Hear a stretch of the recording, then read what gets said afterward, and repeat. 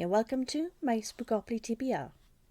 So for those of you who don't know, Spookoplathon is a bookopoly readathon run by Becca from Becca and the Books, and this is the first time on this channel that I will be doing Spookoplathon, as well as a specific reading vlog for it. So without further ado, let's hit that board.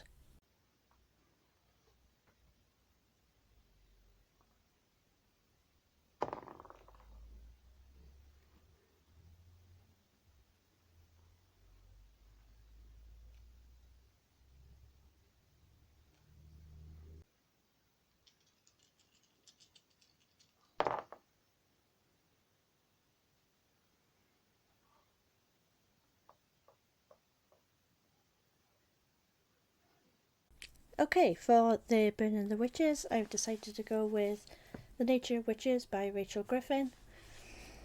This will be a brand new read for me and I cannot wait. I have been waiting to read this for the longest time. And this is about a young woman called Clara who is an Everwitch and controls the weather and the climate with her magic, and that's basically all I know about this, so I'll be practically going into this blind. I know it's about climate change, witches, romance, and quite frankly that's all I need to know. So looking forward to getting into this, and it is a tiny bit chunky, so wish me luck with this one, and I think this is a fantastic pick for book number 1.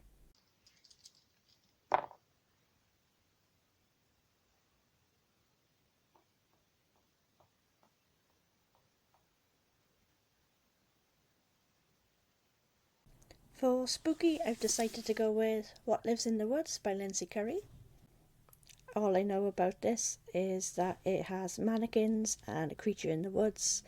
And if you know me on this channel, you know that one of my biggest fears is dolls and puppets and mannequins. So I highly anticipate that I'm going to be terrified reading this. But it is a middle grade and I am really looking forward to it. And it's just got a stunning cover, and of course she is the author of Scritch Scratch. I do own Scritch Scratch, but I've never read it, and this will be my first book by this author, so really looking forward to this. It is a bit of a booktube favourite, and yeah, let's get on with our next row.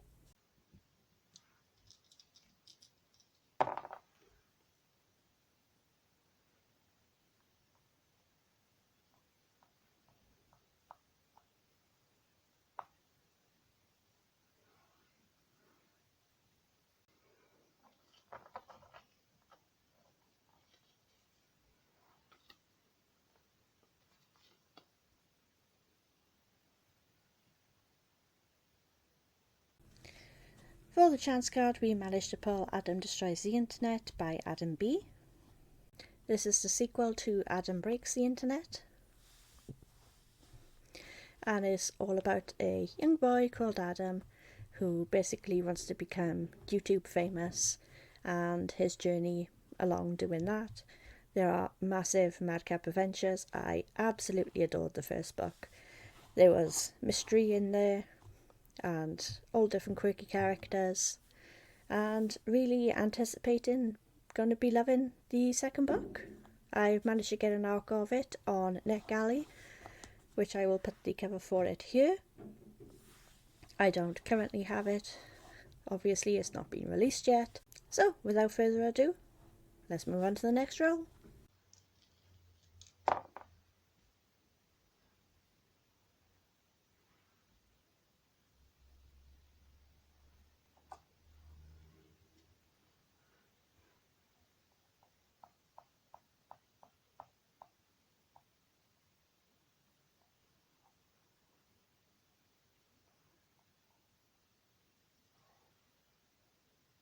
For Hannibal Lecter, or body part in the title, I have decided to go with I Stole My Genius Sister's Brain by Jo Simmons, and of course we have the word brain here, so it's a body part.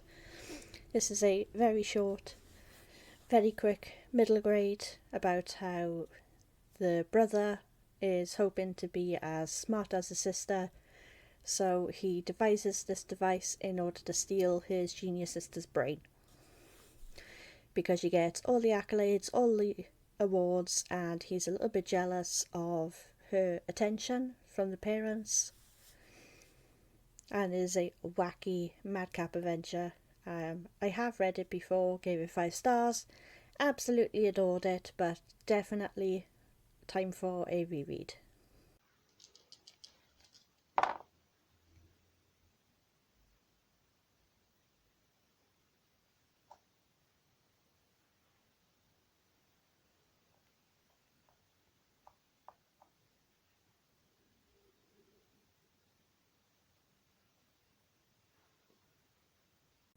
And then we got Big Book over 500 pages, because of course we did. We always do land on the big ones on this channel, especially lately. So for this I decided to go with the Supernatural Horror Collection by Lee Mountford. This is the second bind-up of 3 horror novels in 1 volume. This is more of a ghostly one. There is another one, and I have read that one and got this one immediately because I love Lee Mountford's work and haven't picked it up. It is a bit of a TBR vet for me, so I'm really looking forward to getting through this and getting it off my TBR. The books included in here are The Demonic, The Mark, and Forest of the Damned. Absolutely love his writing. He's one of my favourite horror writers, and absolutely cannot wait to get into this. It does come out at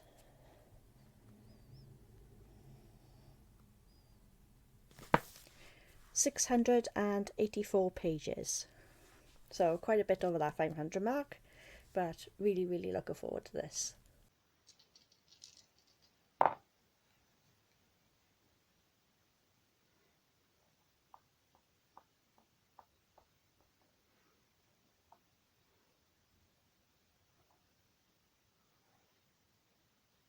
Then, speaking of TBR vets, because that's exactly what we landed on next, we're going to go with Fear Street at the Beginning by R.L. Stine.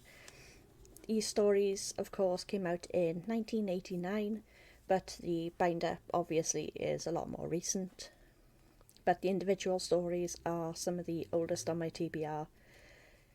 And Fear Street came out just before Goosebumps, so you can imagine how long ago that was, obviously 1989. But yeah, I still haven't read them. Been meaning to read it since they came out, and I've still not got around to them to this day, so definitely the oldest on my TBR.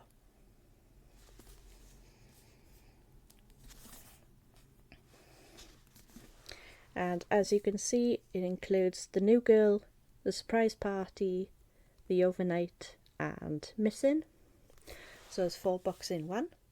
So it's a tiny bit of a chonker in order to add to this ever-growing TBR, but cannot wait to get into this. Like I said, it is my oldest, it is my TBR veteran, it is the oldest book on my TBR, and the writing style is really quick.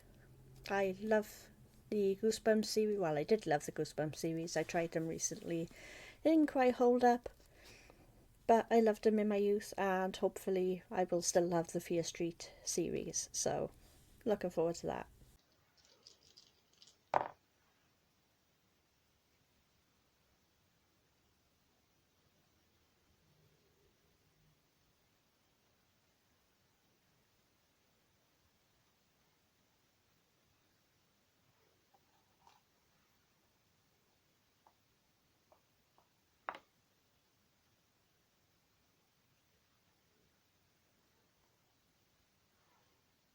Then we landed on the orange square, which basically means mostly orange on the cover. For that I have decided to go with The Burner Girls by C.J. Tudor. I mean, it is mostly white, but everything else is orange. And it's also got an orange spine, and more orange on the back as well. So I'm going to count it. And I'm not going to do a very good job explaining what this book is about. So I'm going to read you a little bit of the synopsis. An unconventional vicar must exorcise the dark past of a remote village haunted by death and disappearances in its explosive and unsettling thriller. 500 years ago, Protestant martyrs were betrayed, then burned. 30 years ago, 2 teenage girls disappeared without a trace.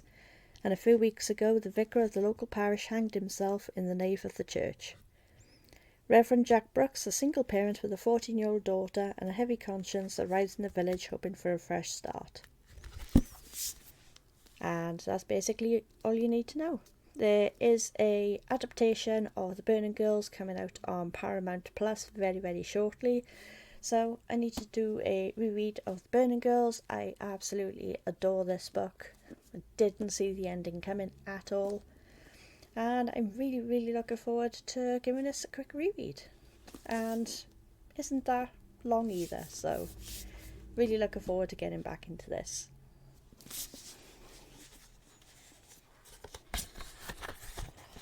Also, as a side note, that's orange too. So I would say that definitely counts, along with all the orange on the cover.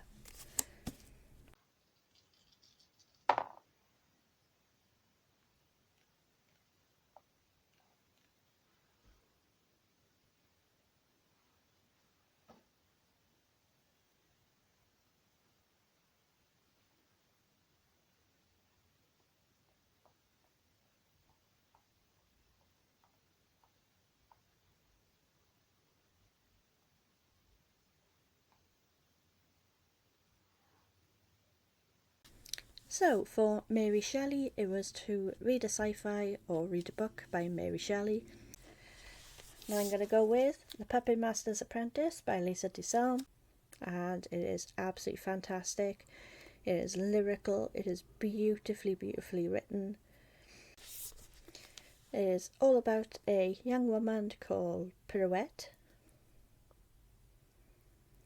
and she was actually made out of enchanted wood of the forest because a puppet master wanted a daughter in order to carry on his life's work.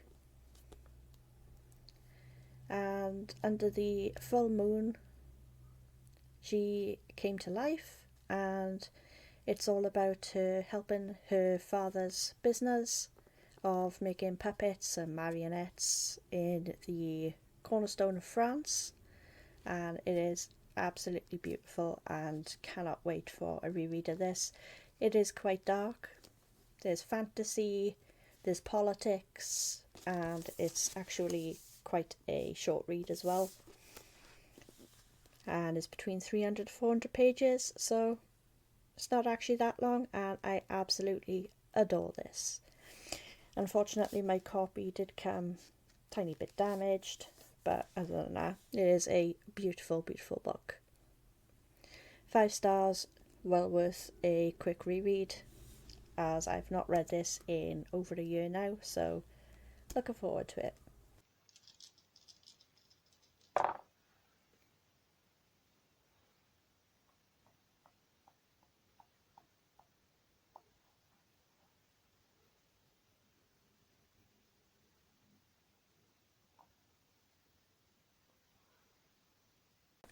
Then we landed on What a Ghostly Scene, so I'm going with Ghosts by Raina Telgemia,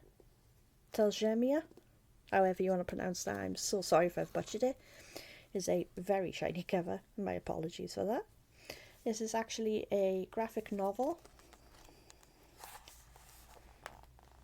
and absolutely beautiful illustrations there. This is about a young girl with cystic fibrosis, and what that means is she can't breathe tidy and has to have this apparatus in order to breathe. And they move to the seaside town in order for the air to help her breathe a bit better, and the older girl's struggles in moving away from all her friends and having to deal with her sister's disability. So you got that disability rep, and they meet this young boy who does these ghost tours and says that if you give a little bit of your breath, then the ghosts can talk to you. So it's all about the younger girl that wants to give her breath in order to talk to these ghosts and help them move on, and the older sister trying to protect her. And it does feature Day of the Dead as well, so you've got the Mexican representation there as well, and it is absolutely fantastic. Cannot recommend this any higher. It was an absolute 5-star read, and we're going with all the rereads this month, all of the spooky vibes, and can't wait to get into this.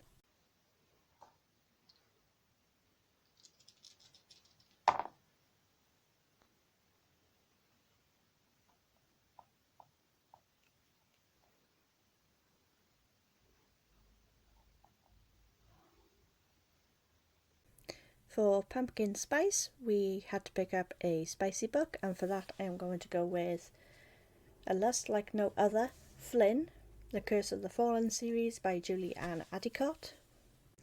Once a heavenly angel, Flynn Fallon is now one of the fallen, succumbing to temptation and unwittingly seduced by the harpy Venice. Flynn is cursed with promiscuity and lust. Autumn Walker is trying to change her ways. Her addiction to sex, lust and sin has taken its toll. An ex-escort, now she's ready to move on and settle down. After making a deal with her best friend Charlotte to have one last night, one night stand, Autumn meets Flynn.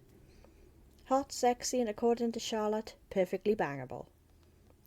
Can Autumn resist Flynn's charms, or will she be pulled into his world where the decadent lure of sex and seduction lingers at every turn? A curse and addiction, a connection. Sounds absolutely fantastic. I did read this so many years ago now. We're talking about probably 8 to 9 years ago. And cannot wait to give this a reread in order for me to keep up with the series. As far as I'm aware, this is a quartet, but I've only ever read book 1. So I'm looking to finish the series out by the end of the year.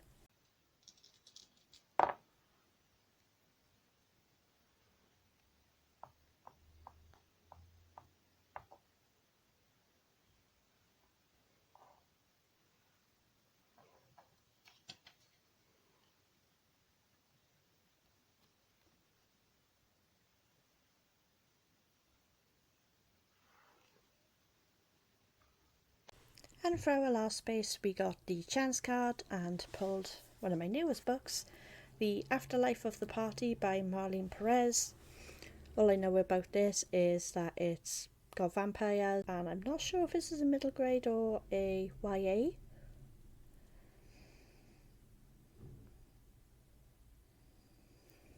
But it's got a librarian, witch grandmother, a book club, and like I said, vampires. So that's all I need to know about this, and the cover is absolutely stunning. And again, we're going with these shiny covers. So, cannot wait to get into this, and it hasn't shaped out to be a bad TBR. So, I'm going to try and lift this up without falling over. This is my TBR for Spookoplathon, as well as the ebook that I don't own yet. So this is my TBR info, and that's it for the Spookoplathon TBR. I hope you've liked this video. If you have, please like and subscribe, and remember to click that little bell notification down below so that you know every time that I upload, and I'll see you all in the next video. Bye!